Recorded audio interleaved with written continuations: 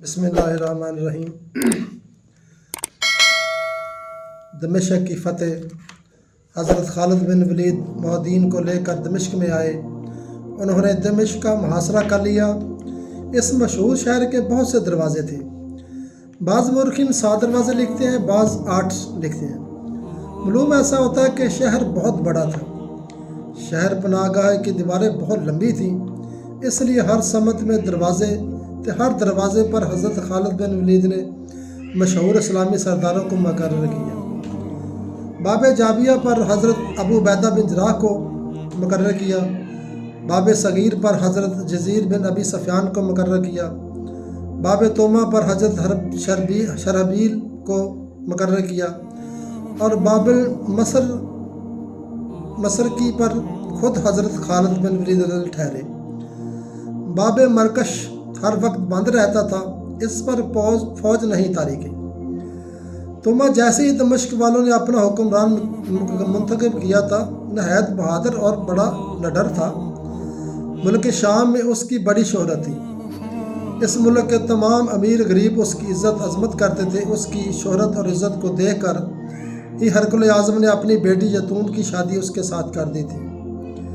جب دوبارہ آ کر مسلمانوں نے دمشق کا محاصرہ کیا تو شہر کے امراء اور معززین نے جمع ہو کر مشورہ کیا کہ جلا دین کے مقام پر 1,00,000 رومیوں کو ان مسلمانوں نے شکست دے کر بھگا دیا، وہ اس شہر کو بھی فتح کر لیں گے۔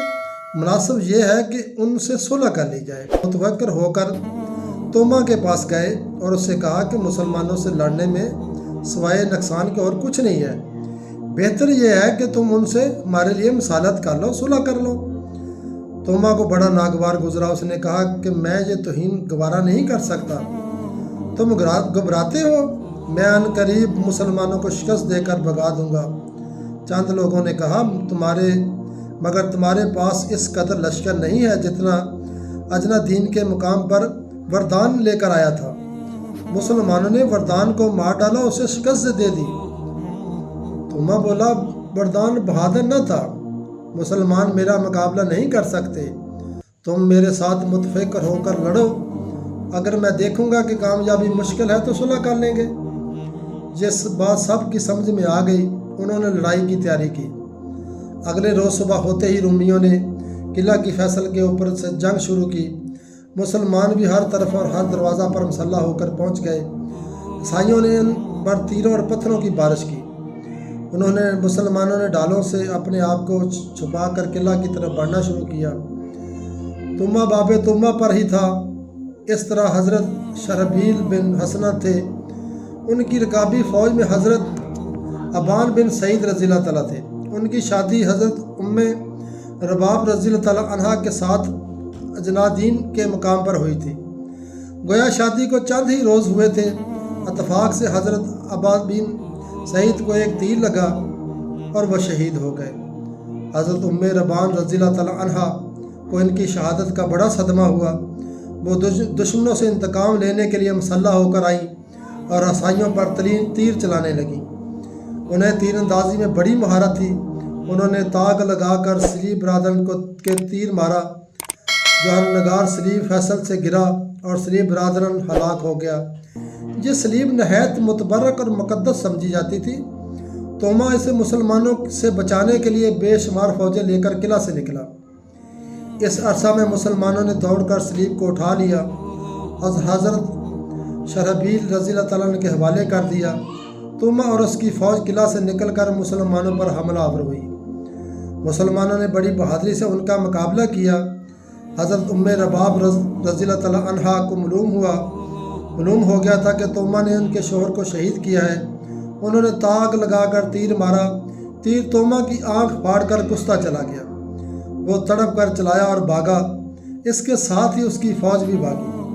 مسلمانوں نے ان کا تعاقب کر کے ہزاروں رومیوں کو مار ڈالا۔ تومہ نے قلعہ میں پہنچ کر تیر نکلوانے کی بہت کوشش کی، لیکن تیر نہ نکل سکا۔ آخر تیر کو لکڑی پاری سے کاٹ دیا گیا۔ اس کا پھل آنکھ کے اندر ہی رہ گیا۔ کئی روز بعد اسے آرام آیا، وہ کانا ہو گیا تھا۔ اول تو وہ مسلمانوں سے پہلے ہی تعصب رکھتا تھا، اب وہ اور بھی عداوت بڑھ گئی تھی۔ اس نے رات کو شب خون مارا، دمشق کے تمام نوجوانوں کو جو کسی قسم کا بھی ہتھیار چلانا جانتے تھے فوجیوں کا ساتھ لیا اور ہر دروازے سے ٹڈی دل لشکر رومی نکلے۔ اتفاق سے مسلمانوں کو اس کی خبر ہو گئی، وہ بھی ہتھیار لے کر دوڑے اور رومیوں کے مقابلہ میں آ گئے۔ رومی مسلح تھے اور تعداد میں بہت زیادہ تھے۔ مسلمان نہ زرہ پہنے ہوئے تھے نہ ہتھیار لگا سکے تھے، پھر عیسائیوں کے مقابلے میں بہت ہی کم تھے، لیکن مسلمانوں نے نہایت دلیری اور بڑے صبر و استقلال سے عیسائیوں کا مقابلہ کیا۔ ہر دروازہ پر نہایت خون جنگ شروع ہو گئی۔ حضرت خالد بن ولید نے رومیوں کے شب خون مارنے کا بڑا ہی رنج تھا۔ وہ کہتے تھے کہ اے اللہ تعالیٰ مجھ پر رحم فرما، میں مسلمانوں کی طرف سے غافل رہا، تو غیب سے ان کی مدد فرما۔ انہوں نے اپنے دستہ کو لے کر نہایت شدت سے رومیوں پر حملہ کیا۔ ہر دروازہ کے اوپر حشن خیز جنگ ہو رہی تھی۔ فریقین نہایت جوش و خروش سے لڑ رہے تھے، سر داڑ کی بازی لگ رہی تھی۔ اگرچہ مسلمان بہت ہی کم تھے مگر وہ عیسائیوں کو زیادہ قتل کر رہے تھے۔ ہر شخص ابتلائی عظیم میں مبتلا تھا۔ آخر سب سے پہلے باب دبیہ پر حضرت ابو عبیدہ رضی اللہ عنہ نے رومیوں کو شکست دی۔ اس کے بعد دوسرے دروازے سے بھی رومی بھاگ نکلے۔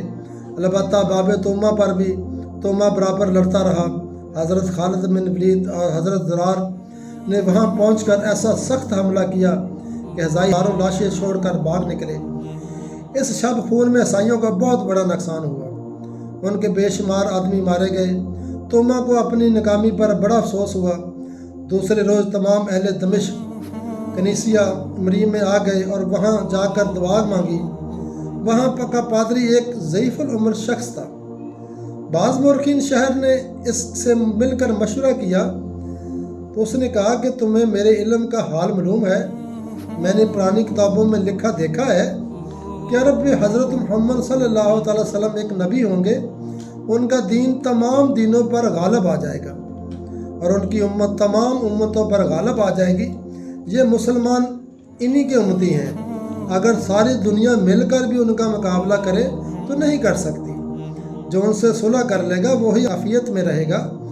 لوگوں کو یہ بات سمجھ آ گئی۔ انہیں معلوم تھا کہ حضرت خالد رضی اللہ عنہ نہایت جنگجو اور جوشیلے ہیں، جبکہ حضرت ابو عبیدہ نرم مزاج صلح کی طرف مائل رہتے ہیں۔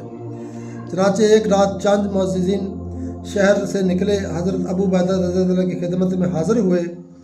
حضرت ابو عبیدہ نے ان سے ذرا ہی پہلے خواب میں رسول اللہ صلی اللہ علیہ وسلم کو دیکھا تھا، جو کہیں رسول اللہ صلی اللہ علیہ وسلم نے ارشاد فرمایا کہ اگر اللہ تعالیٰ نے چاہا تو یہ شہر آج رات کو ہی فتح ہو جائے گا۔ حضرت ابو عبیدہ رضی اللہ عنہ نے عرض کی، میرے ماں باپ یا رسول اللہ پر فدا ہوں، آپ مستعجل کیوں ہیں؟ تو آپ سرکار صلی اللہ علیہ وسلم نے فرمایا کہ میرے دوست حضرت ابو بکر صدیق نے وفات پائی ہے، میں نماز جنازہ میں شامل ہونے کے لیے جا رہا ہوں۔ حضور اکرم صلی اللہ علیہ وسلم تشریف لے گئے۔ حضرت ابو بکر رضی اللہ عنہ کی آنکھ کھلی تو وہ سوچنے لگے کہ دمشق آج رات کیسے فتح ہو جائے گا۔ اسی وقت دمشق مسالت کے لیے پہنچے، معاملہ طے ہو گئے۔ حضرت ابو عبیدہ رضی اللہ عنہ نے صلح کی دستاویز لکھ دی۔ دمشق والوں نے مسلمانوں کا شہر پر قبضہ کرانے کے لیے 100 مسلمانوں کو ساتھ لیا۔ حضرت ابو عبیدہ خود 100 مشہور مسلمانوں کو ساتھ لے کر چلے۔ جس وقت حضرت ابو عبیدہ روانہ ہوئے اسی وقت حضرت خالد بن ولید کے پاس جوشہ نامی ایک عیسائی آیا۔ اس نے اپنے اور اہل و عیال کے لیے امان طلب کی اور 100 مسلمانوں کو لے کر قلعہ پر قبضہ کرانے کے لیے چلا۔ ان 100 مسلمانوں کو خود حضرت خالد بن ولید اپنے ساتھ لے کر چلے۔ حضرت خالد نے جوشہ کے ساتھ شہر میں داخل ہوتے ہوئے ہی انہوں نے قلعہ کے اندر پہنچتے ہی رومیوں کو قتل کرنا شروع کر دیا۔ عیسائیوں کو مارتے کاٹتے آدھے شہر تک بڑھتے چلے گئے۔ سامنے سے حضرت ابو عبیدہ اور ان کے ساتھی آتے ہوئے ملے مگر وہ لڑ نہیں رہے تھے۔ مسلمانوں کو تعجب ہوا کہ حضرت ابو عبیدہ کیوں نہیں لڑ رہے۔ جب حضرت خالد بن ولید اور حضرت ابو عبیدہ کے قریب پہنچے تو حضرت ابو عبیدہ نے فرمایا کہ اے ابا سلیمان، یہ حضرت خالد بن ولید کی کنیت ہے۔ اللہ تعالیٰ نے شہر دمشق کو میرے ہاتھ پر عذروِ صلح کے فتح کیا ہے۔ حضرت خالد نے فرمایا صلح کیسی؟ ہم نے یہ شہر بے زور تلوار کے فتح کیا ہے۔ حضرت ابو بکر رضی اللہ عنہ نے فرمایا مگر میں نے اہل شہر کو ایمان دے چکا ہوں۔ حضرت خالد بن ولید نے فرمایا میں شہر والوں کو قتل و گرفتار کرنے کا ارادہ کر چکا ہوں۔ حضرت ابو عبیدہ نے فرمایا کہ اے خالد اللہ تعالیٰ سے ڈرو، میں مصالحت کر چکا ہوں، صلح نامہ کے دستاویز لکھ کر دے چکا ہوں۔ حضرت خالد نے فرمایا مگر آپ نے مجھ سے مشورہ کیوں نہیں کیا، میں آپ کا سردار ہوں۔ حضرت ابو عبیدہ رضی اللہ عنہ نے فرمایا اللہ تعالیٰ کی قسم مجھے یہ خیال بھی نہ تھا کہ تم میری مخالفت کرو گے، میری ذمہ داری کو ناجیز جانو گے۔ حضرت خالد کے ہمراہی ابھی تک قتل و گرفتاری میں مشغول تھے۔